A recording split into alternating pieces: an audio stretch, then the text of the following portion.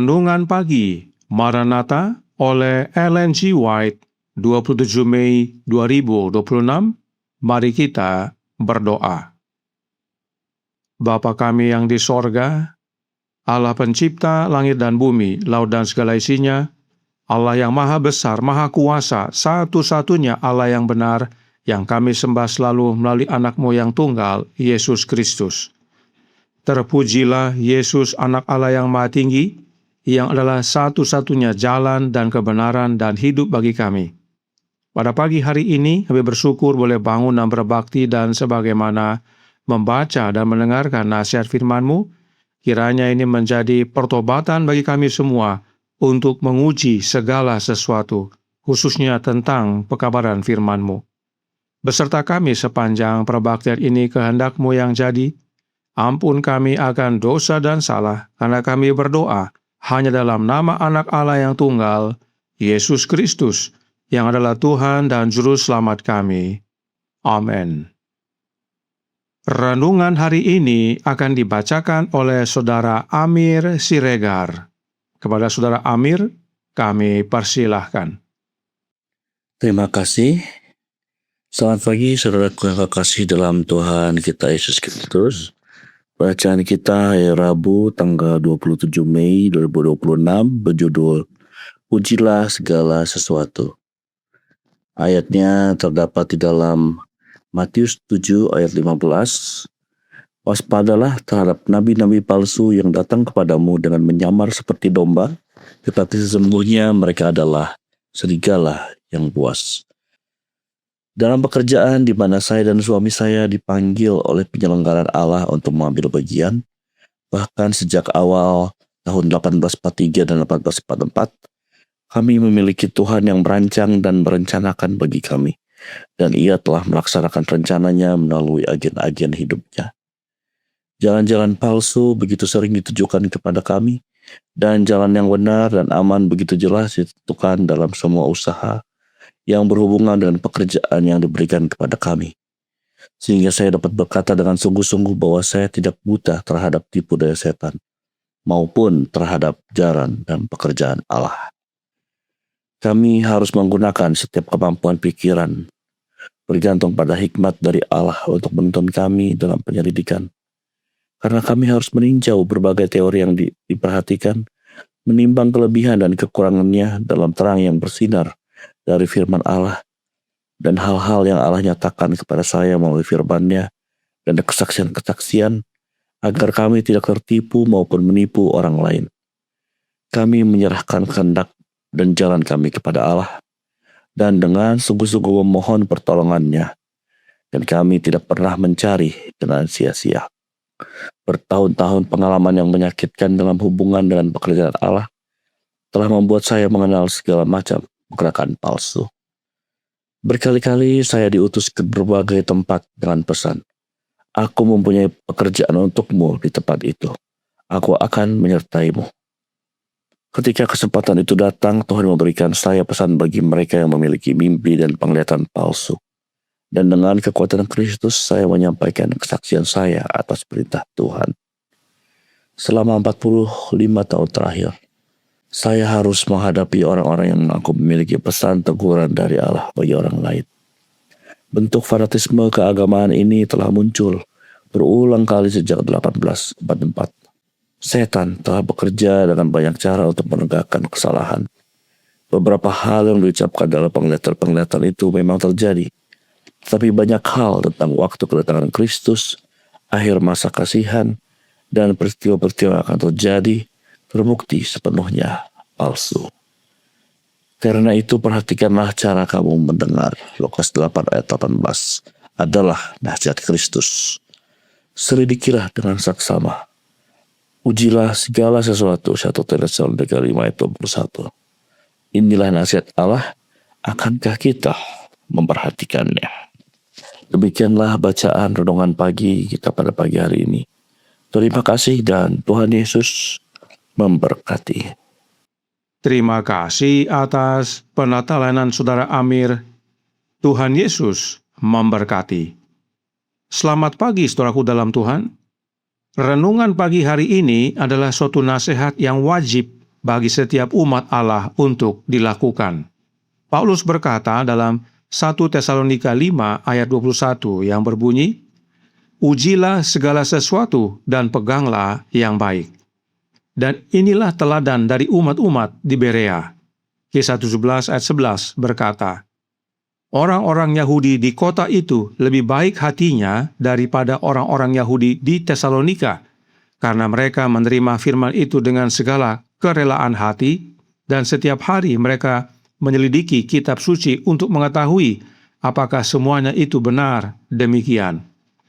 Paulus berkunjung ke Berea dan orang-orang di Berea menerima yang Paulus kabarkan dengan kerelaan hati. Namun demikian mereka tetap uji dengan firman Tuhan, apakah benar demikian. Jadi, ajaran Rasul Paulus saja diuji, apalagi hanya ajaran pendeta dan evangelis. Oleh karena itu, mari kita uji kutipan yang digunakan oleh para pendeta dan evangelis dalam mengajarkan Trinitas. The Desire of Ages, halaman 21 paragraf 2 berkata, "Segala sesuatu diterima Kristus dari Allah, tetapi ia menerima untuk kemudian memberi. Demikianlah di istana sorga dalam pelayanannya kepada semua makhluk, oleh anak yang kekasih itu, hidup Bapa mengalir kepada sekaliannya.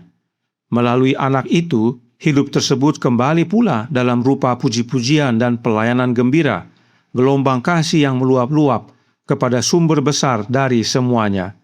Dengan demikian, melalui Kristus, lengkaplah peredaran segala kebajikan yang membayangkan sifat penganugerah besar itu, yang mana ialah hukum hidup." Roh Nubuat dengan jelas berkata, hidup Bapa mengalir melalui anaknya. Bapa adalah sumber besar dari segala sesuatu. Bapa adalah sumber hidup. Dia adalah Allah dan Bapa dari Tuhan kita, Yesus Kristus. Hidup Bapalah yang mengalir kepada semuanya melalui Kristus. Saudaraku dalam Tuhan, jika hidup Bapa mengalir melalui Yesus, maka artinya hidupnya Yesus sama jenisnya dengan hidupnya Bapa. Hidup Bapa dan hidup anak sama. Jadi saat Roh Nubuat berkata dalam The Desire of Ages, halaman 530 paragraf 3 yang berbunyi, "Dalam Kristus adalah hidup yang asli, tidak dipinjam, tidak diperoleh dari orang lain." Ingat, dalam buku yang sama, Roh Nubuat berkata bahwa hidup Bapa mengalir melalui anaknya. Maka hidup yang di dalam Yesus tersebut adalah hidup yang mengalir dari Bapa. Karenanya, hidup yang di dalam Yesus adalah hidup yang sama jenisnya dengan hidupnya Bapa, yaitu hidup yang asli, tidak dipinjam, tidak diperoleh dari orang lain. Dan itulah hidup yang kekal. Jadi, istilah hidup yang asli, tidak dipinjam, tidak diperoleh dari orang lain adalah sebutan lain dari hidup yang kekal.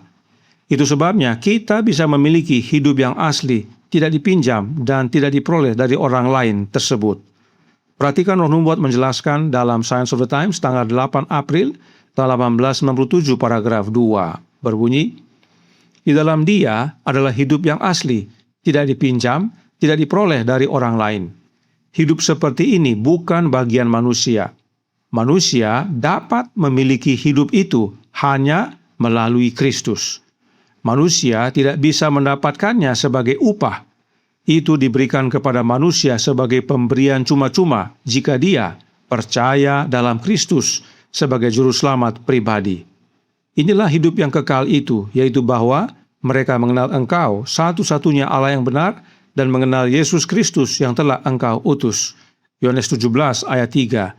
Ini adalah air mancur kehidupan terbuka bagi dunia.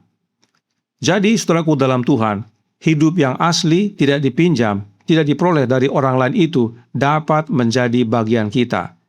Sebab itulah istilah lain untuk hidup yang kekal. Dan kita dapat memiliki hidup yang asli, tidak dipinjam, tidak diperoleh dari orang lain, hanya melalui Kristus. Sebab ingat, hidup yang seperti itu adalah hidupnya Bapa, dan hidup Bapa mengalir melalui anaknya kepada kita.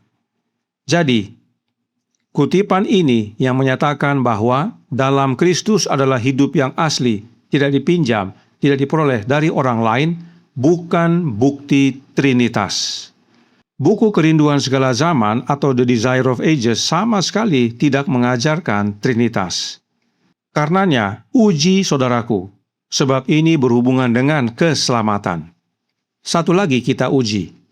Dalam suratnya kepada G.I. Butler tanggal 28 Oktober tahun 1903, John Harvey Kellogg berkata, "Sejauh yang saya bisa pahami, kesulitan yang ditemukan dalam The Living Temple semuanya dapat dirangkum menjadi pertanyaan. Apakah Roh Kudus adalah pribadi? Anda bilang tidak. Saya mengira Alkitab mengatakan hal sama karena alasan kata ganti orang dia digunakan dalam berbicara tentang Roh Kudus. Saudari White menggunakan kata ganti dia dan telah mengatakan dalam banyak kata bahwa Roh Kudus adalah oknum ketiga dari kealahan. Bagaimana Roh Kudus dapat menjadi oknum ketiga dan tidak menjadi pribadi, sama sekali sulit bagi saya untuk mengerti."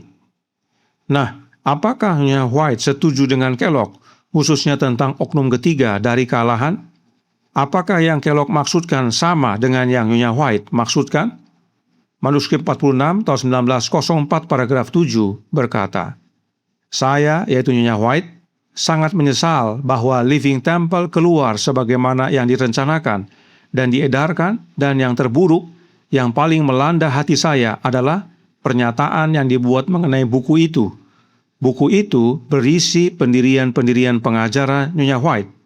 Ketika saya mendengar ini, saya merasa sangat sedih, sehingga seolah-olah saya tidak bisa berbicara. Seandainya saya mengatakan sesuatu, saya akan berkewajiban untuk mengatakan kebenaran apa adanya." Apakah Nyonya White bersuka cita saat mengetahui bahwa Kellogg menggunakan tulisan Roh Nubuat untuk mendukung ajaran Trinitas panteismenya? Tentu tidak. Bahkan Nyonya White sangat sedih hatinya, sakit hatinya sampai-sampai tidak tahu mau bicara apa. Kenapa? Karena Nyonya White tidak percaya Trinitas. Bagi Nyonya White, oknum ketiga dari kealahan itu bukan Allah Roh, tetapi Rohnya Yesus. Berikut penjelasan Roh Nubuat dalam manuskrip 44 tahun 1898 paragraf 11. Karunia apa yang dapat diberikan Kristus yang cukup berharga untuk menandai dan memperindah kenaikannya ke tahta pengantara? Karunia itu haruslah layak bagi kebesaran dan kerajaannya. Kristus memberikan wakilnya, oknum ketiga dari kealahan, Roh Kudus. Karunia ini tidak dapat dilampaui. Jadi, wakilnya Yesus adalah Roh Kudus, yang disebut juga dengan istilah oknum ketiga dari kealahan. Lalu dalam tulisan lainnya, Roh Nubuat berkata, suratnya nomor 18 tahun 1895 paragraf 12. Roh Kudus adalah Roh Kristus. Itu adalah wakilnya. Inilah kuasa ilahi yang membawa keyakinan ke dalam hati. Wakil Yesus yang disebut Roh Kudus tersebut adalah Rohnya Kristus itu sendiri. Karenanya, wakil Kristus adalah oknum ketiga dari kealahan, yaitu Roh Kudus. Dan Roh Kudus adalah Roh Kristus. Dari persamaan ini, Roh Kudus dapat dicoret. Maka hasilnya adalah oknum ketiga dari kealahan sama dengan Roh Kristus. Inilah yang Roh Nubuat ajarkan dan sama sekali tidak mengajarkan doktrin Trinitas. Karenanya, renungan pagi hari ini berkata dalam Maranatha, halaman 155 paragraf 4. Karena itu, perhatikanlah cara kamu mendengar, Lukas 8 ayat 18, adalah nasihat Kristus. Selidikilah dengan seksama, ujilah segala sesuatu. 1 Tesalonika 5 ayat 21. Inilah nasihat Allah. Akankah kita memperhatikannya? Kiranya menjadi pertobatan bagi umat-umat Allah, khususnya dalam gereja Advent yang sekarang ini, agar ujilah segala sesuatu dan peganglah yang baik. Tuhan memberkati, saya bawa dalam nama Yesus. Amin. Mari kita berdoa.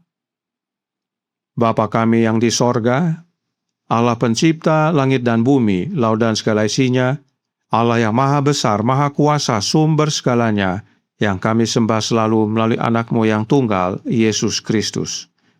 Terima kasih atas nasihat penting pada pagi hari ini, untuk kami menguji segala sesuatu, khususnya tentang pekabaran firman-Mu dalam gereja, agar kami dapat menerima yang baik dan memegangnya hingga pada akhirnya.